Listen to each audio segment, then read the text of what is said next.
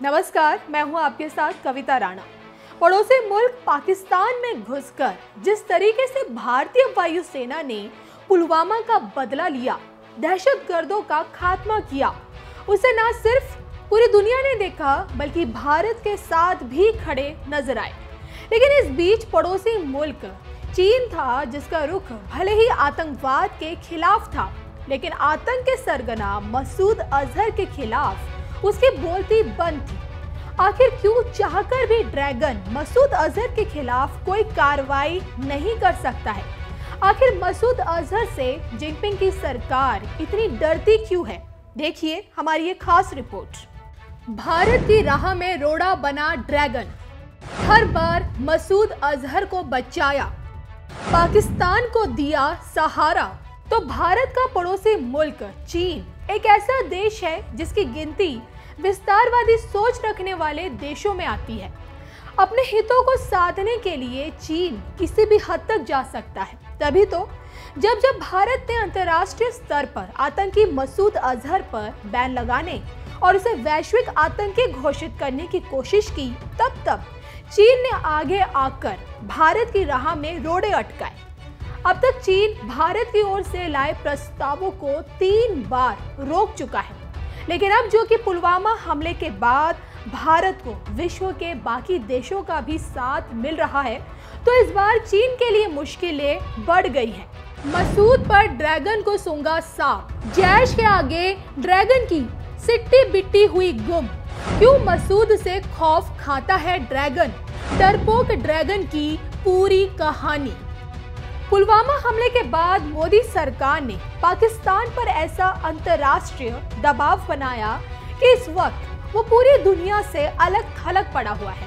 आलम यह है कि वहां के वजीर आजम इमरान खान पीएम मोदी से बातचीत करने की गुजारिश कर रहे हैं। वही उसका सबसे अजीज दोस्त चीन है, जिसे मसूद अजहर का खौफ सता रहा है। चीन चाहकर भी जैश के खिलाफ कोई कार्रवाई करने से डर रहा है और इसके पीछे की वजह है राष्ट्रपति का ड्रीम प्रोजेक्ट चीन पाक आर्थिक गलियारा। ये बात किसी से छुपी नहीं है कि पाकिस्तान में चीन अपने सपनों को साकार कर रहा है। आर्थिक गलियारे से चीन एशिया से लेकर यूरोप और अफ्रीका तक अपनी सीधी पहुंच बनाना चाहता है, जिसके चलते उसने पाकिस्तान का अधिकांश हिस्सा अपने कब्जे में ले रखा है। पाकिस्तान तो चीन के कर्ज तले दबा हुआ है, लेकिन मसूद अजहर से खौफ खाता है। वो क्यों? अब ये हम आपको बताते हैं। ड्रैगन के सीपेक पर मंडराया खतरा, ड्रैगन के ड्रीम प्रोजेक्ट पर मसूद की नजर। मसूद बना ड्रैगन के गले की हड्डी। जो कि चीन पाक का ये आर्थिक गलियारा पीओके और गिलगिट बाल्टिस्तान से होकर गुजरता है, इसलिए भारत ने हमेशा इस कॉरिडोर का विरोध किया। वहीं बालाकोट के नजदीक सीपेक के लिए चीन ने बड़े पैमाने पर भूमि अधिग्रहण कर रखा है। ये वही इलाका है जहां भारत की वायुसेना ने जैश के सबसे ज्यादा आतंकी ठिकानों को तबाह किया था। ऐसे में अगर चीन जैश के खिलाफ कोई कार्रवाई करने की सोचता भी है, तो उसे अपने आर्थिक गलियारे को हाथ से धोना पड़ सकता है। चीन को इस बात का डर है कि कहीं मसूद अजहर उसके आर्थिक गलियारे को अपना निशाना ना बना ले। तभी तो मसूद अजहर को बचाने के लिए हर बार चीन आगे आया। लेकिन इस बार हालात बिल्कुल अलग हैं। चीन के पास महज कुछ ही दिन बचे हैं, क्योंकि मसूद अजहर पर अपना स्टैंड लेने के लिए।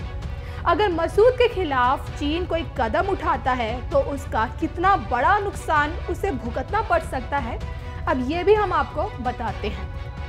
अगर चीन के इस ड्रीम प्रोजेक्ट पर एक नजर डालें तो इस वक्त सीपेक से करीब 10,000 चीनी नागरिक जुड़े हैं, जो पाकिस्तान में रहकर उस पर काम कर रहे हैं, जिनके लिए खास तौर पर रहने के लिए एक अलग सी कॉलोनी बसाई गई। और इस प्रोजेक्ट में चीन ने भारी भरकम निवेश किया हुआ है। करीब 40 अरब डॉलर अपने लगा रखे हैं। वहीं बलूचिस्तान और सिंधी प्रांत में चीनी नागरिकों और मजदूरों के खिलाफ आतंकी हमलों की घटनाएं बढ़ी हैं।